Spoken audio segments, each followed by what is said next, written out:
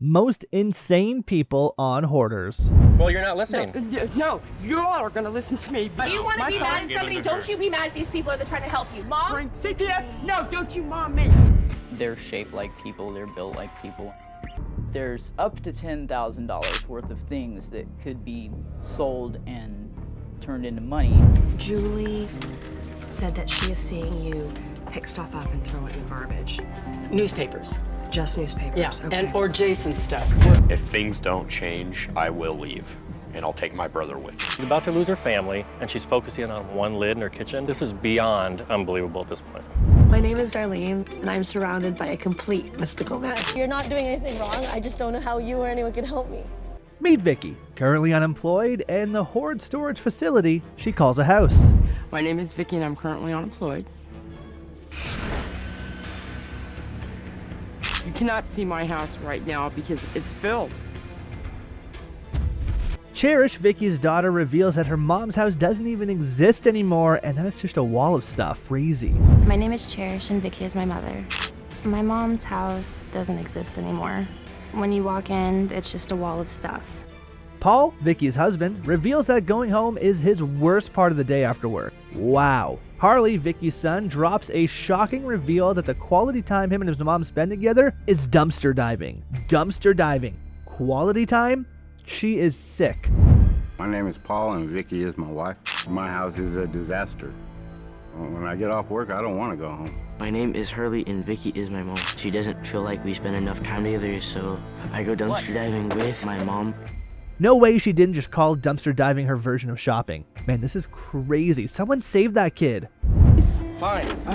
I call it shopping. It's compulsive to me. It's really embarrassing. I do not enjoy dumpster diving with her. Vicky's hoarding and dumpster shopping ways have made 15-year-old Harley drop out of school. He and his dad threaten to leave and continue life elsewhere. Harley reveals he is sick of their house. He wants to go to another school so he could live on campus and not have to deal with this and still get his education. The hoarding is the reason he wants to leave. It amazes me that my mom has no idea that the clutter causes me a lot of stress. Cherish reveals Vicky lost her dad a year ago and there has been no saving her since then. Vicky tells us she died when her father died. Vicky also admits they can't continue to live in such conditions. She really needs some help before it's too late. Last year she lost my grandfather, which is her father. And there was no saving her at that point. She's been an emotional wreck since then. I died when my father died. What the family's lost. I can't live like this. Corey Chalmers, an extreme hoarding cleanup specialist, arrives on scene to help Vicky and her family with their hoard. My name's Corey Chalmers. I'm an extreme hoarding cleanup specialist. Vicky is very scrambled in her thoughts, her emotions, and everything. And when your brain is scrambled and you can't keep a train of thought, you know, your house is going to be just as cluttered and just as scrambled. Okay. All right, you guys all ready? Ready. All right, let's go in there and do this. They haven't even touched a thing, and Vicky is already getting worked up. This is going to be a really long episode. You're already getting worked up, and we haven't even touched the first thing yet. Don't let your anxiety get the best of you before you even know what the true process is like. Corey manages to calm Vicky down, and they get on with cleaning, but she still doesn't want to throw anything away. And if she doesn't want it, can we throw it away? No. So if she doesn't want it, why do you want it? Yeah. Vicky gets mad and demands that they follow her lead or won't do the cleanup anymore. She gets enraged by everyone and immediately demands that they all leave her house, including her daughter Cherish. You all are gonna listen to me. But If you want to be mad at somebody, don't you be mad at these people that are trying to help you. You be mad at me. You know what? Mom? Bring CPS? No, don't you mom me. You can't. I told her this was gonna happen. That she will start telling me what to do. And this is my house, not hers. Get out of here. It'll be done when you come back. Cherish breaks down into tears as she is tired of her mom's stubbornness, and Vicky just storms off. Paul gets sick of Vicky's games and just starts throwing everything in the truck with or without her approval. Vicky is in a complete rage. We have a crisis on hand still. Her house is not in order. I feel like if all of this stuff goes away, maybe some of these problems will go away too. Vicky immediately runs out to stop Paul, but Paul is having none of it as he just keeps tossing boxes in the van. Vicky still tries to get rid of the cleaning crew. Stop right now, Paul. I mean it. Stop. That's what? Yeah.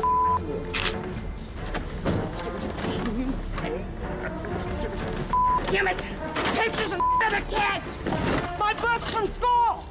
Vicky threatens to kick Paul out as well if he upsets her any further. She continues to yell at Corey and Dr. Zasio. Man, she is all over the place. I'm just gonna get rid of it now. Touch my stuff, and that's it. You might as well go. When they worked together and they took our instruction, everything was going fine. But as soon as Paul took it upon himself to throw things on the truck without consulting Vicky, everything fell apart. Why are you He's yelling not at even us? looking in. But that's him. You need to be angry with him, not us. I am angry with him. Why are Just you yelling catch at it. Vicky gets into another heated argument with Cherish as she goes out of control for like the 13th time today. This has to be the most chaotic episode ever. No, you're not a grown-up. You used to be. You've grown down a lot. You know what? It's over. It's done. Okay. In that case, I'm pretty sure a lot more things in your life are about to be over, including me. You're gonna kill me again? You're dead to me. Am I gonna have to hear that again? They all try to at least help Harley clean up his room. Most of the horde is out of the house, but Vicky is also still outside there gatekeeping all the trash. Verdict? Problem not solved. To be honest, the house looks pretty good right now, but she didn't address the issue. She wants to go through it all by herself. She wants to load it up on a trailer and take it to her dad's house. Nothing got resolved, nothing got worked through. Her problem still exists, and the house will probably fill up again. First off, who are these weirdos? Fuzzy and these other mass freaks claim to be musicians that love slacking off. I'm Fuzzy. I'm an artist, musician, and all-around slacker. Fred, Fuzzy's wife, admits her house looks like crap, as it is full of comics, DVDs, VHS, and even laser discs. Sounds like they packed the entire 20th century into their house. And what's with the creepy dolls? Fuzzy is my husband. We have a lot of comics, DVDs, VHS, beta tapes, even laser discs, toys. Fuzzy claims hoarding is good because you have what you need when you need it. Terrible excuse. They both seem to share a lot of love in the Hoard house and both love mannequins. Definitely the creepiest set of hoarders to ever exist. It's good because you have that thing that you need when you need it. When I see something wacky out, I'll just grab it and think, oh, maybe that'll look really good next to that one-eyed baby doll. Our marriage is great. I had mannequins, she had mannequins. They're shaped like people, they're built like people. Jay, Fuzzy's brother, admits he can't ever live with all that stuff around him as he reveals they really don't have any goals. I'm Jay, and I'm Fuzzy's brother. I don't think I could live with all that stuff around me. It's hard for me to understand where they're going with their lives. Seems like you usually want to move up, and didn't seem like they had any motivation to do that. Fuzzy's 79-year-old dad, Chuck, reveals he still has to work to support his son. That's just absurd. I'm Chuck, and Fuzzy's my son. I'd like to retire. I'm 79 years old, but I still have to work to support my son. Chuck reveals the house was a pretty nice place till they trashed it. Jay reveals they just leech off their parents and don't even pay bills. What a weird couple. About time. It was a nice house before they trashed it up. They were supposed to pay so much a month, but they never did pay anything. They certainly shouldn't have been relying on them for is the bills. Chuck seems to finally want to put his foot down and let them fend for themselves. Meanwhile, Zach, Fred's brother, holds nothing back as he calls them lazy. I'm tired of supplying Fuzzy, and it's time for them to start paying for things on their own. Be responsible. I'm Zach, I'm Fred's brother. I think they're lazy. Jay doesn't think it's fair that his parents have to pay for an 8,000 square inch warehouse just for them to fill it with junk. Fred and Fuzzy are delusional enough to think people would actually buy their junk.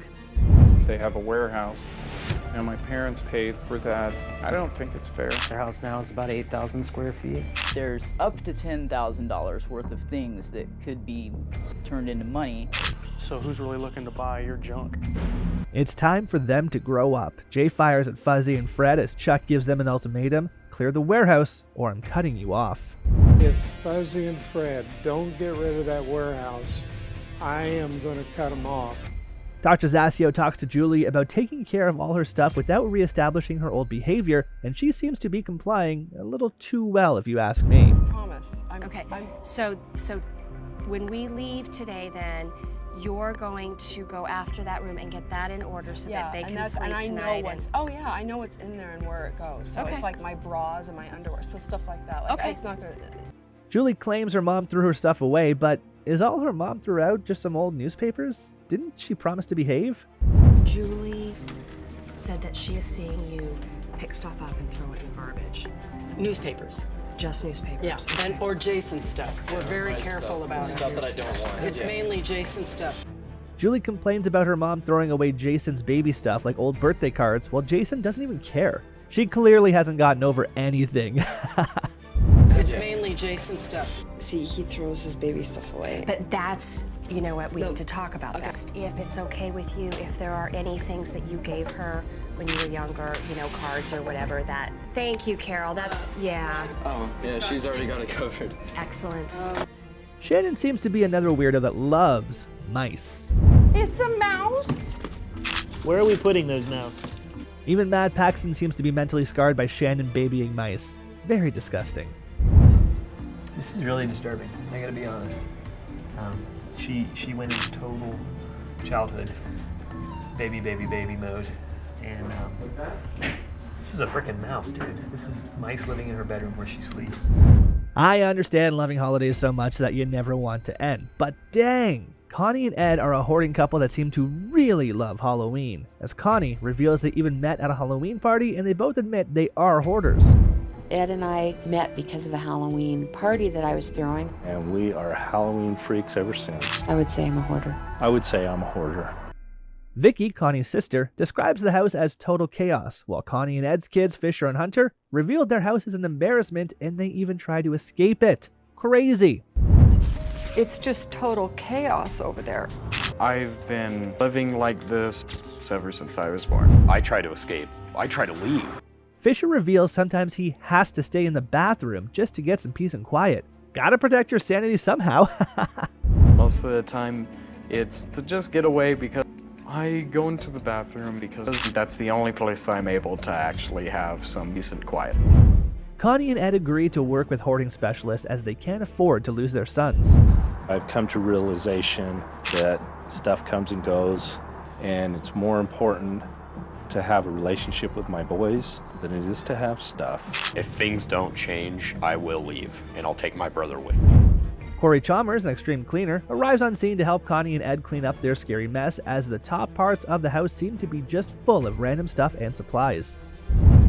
Do each one of you want a better house? Do you want a better life? Oh, yeah. Oh, yes. Is it scary? Talk to me. Corey and Dr. Chabot are shocked by the fact that Connie is finding it difficult to let go of even a plastic lid. She's literally panicking and they're just starting. I can see the panic in you. What are you looking for? This. Why? Because it fits on the top of Okay. my other thing. What if you lost it? What if this was gone? She's about to lose her family, and she's focusing on one lid in her kitchen. The boys seem to be having a lot of fun just trashing everything without their mom around. Hunter reveals it's the first time they've actually bonded. My mom wouldn't let us decide what to throw away. Should I have this sucker that's been in here for about 2 years? So hard. This is about the first time me and my brother have actually gotten time to bond. It's been a day and a half, and Corey reveals they've just been moving boxes around. Connie seems to be unable to let go of a whole yard full of junk. Hunter gets frustrated and just wants everything out. Connie is so spooked that she breaks down into tears. Thought she was into spooky stuff. I was beyond pissed. It's just things. How I don't see why not. Remember? It's just junk. I just feel void. The boxes are going back in the house? Crazy. Corey reveals the house is now clean, but the basement is still full of stuff. Was this really a victory? I think there's still hoarders that just box up their stuff. At least there's a ton of space now. Well, for now. We still have a full basement, we still have a full circus tent, and we still have a full master bedroom. The upside is the living room, kitchen, and the boys' room are clean, functional, and safe. Connie's family is proud of her for actually taking steps. Guess she deserves some credit. Hoarding is an illness. It is. And I'm going to be there to take care of her, and I'll do what it takes to get her through this process. She didn't take baby steps, she took leaps. So that makes me really happy. Darlene reveals she is surrounded by a mystical mess and admits she is in fact a hoarder. Johnny, Darlene's friend, reveals her house has taken over life and even forced her to camp outside. My name is Darlene, and I'm surrounded by a complete mystical mess. That house has really taken over her entire life. She's living outside. Kayla, Darlene's third cousin, reveals Darlene's environment isn't safe enough for her to sleep outside. Johnny reveals wild animals walk through her bed. No way. This lady is crazy. It's not safe. There's an alley right behind her. She's the perfect victim. Wild animals walking through her bed. My fear is the safety of Darlene. Darlene claims to have been feeling imprisoned in her house, and she loves her little outdoor fort. I think we're going to need 2 psychologists. It's actually kind of fun. It's like my little adult, fort tent thing. Apparently, Darlene had to eventually move in with her grandma, who was also an organized hoarder. I'm guessing Darlene did not help matters. Since that was her dying wish, then I gave up my film career for 2 years to take care of her 24/7. Granny's house was a tidy, chaotic, organized mess. Michaela reveals Darlene has been through a lot of grief in the past, and it must have just messed her up, including her grandma's passing. After Granny's passing, Darlene kind of just let everything go. Darlene claims to have been demanding support with her clutter. She sounds pretty lonely. I'll just act surprised. I've been asking for support for years with this clutter fest. I'm tired of being a lone ranger having to do everything by myself all the time. Darlene expresses how overwhelming the mess is, while Michaela and Johnny reveal they consider Darlene's house a hazard and even constantly have to check on her just to make sure she's alive. All the weight and the heaviness of this is just so suffocating. My biggest fear for Darlene is that she just dies inside that house. I actually have driven out there to make sure she's still alive. Julio Rivera, a professional organizer, arrives on scene not just to help Darlene clean up, but make decisions on what to keep or throw out. Good luck, Julio. Darlene's mess is just all over the place, which is basically scrambling the thoughts of everyone. They don't seem to know where to start, especially Darlene. My goal this morning is to get the ball rolling by getting her to make a decision about any items. I'm trying to understand your thought pattern so that we can make some decisions. Sarah Ahmed, a psychotherapist, reveals she is finding it difficult to connect with Darlene and fears they might not be getting anywhere soon. Told you we'd need 2 psychotherapists. Darlene's feeling very overwhelmed. It's really hard for me to connect with her. If she's not going to be real with me, we're not getting anywhere in this process. Darlene gets overwhelmed with all the stress and arrangements and totally freaks out. She claims to need help understanding, yet she won't even calm down and let them help her. Darlene is not just bonkers, but totally confused. Or maybe just bonkers. I just want someone to frickin' tell me how to do this process. I don't want this conversation. I just want to be told the process. And I just want to know where the boxes and the labels. Darlene's friend Paul manages to calm her down and finally get the plan through to her. Finally, things can move on. Take advantage of this and know that you're in complete control. And things started to move again.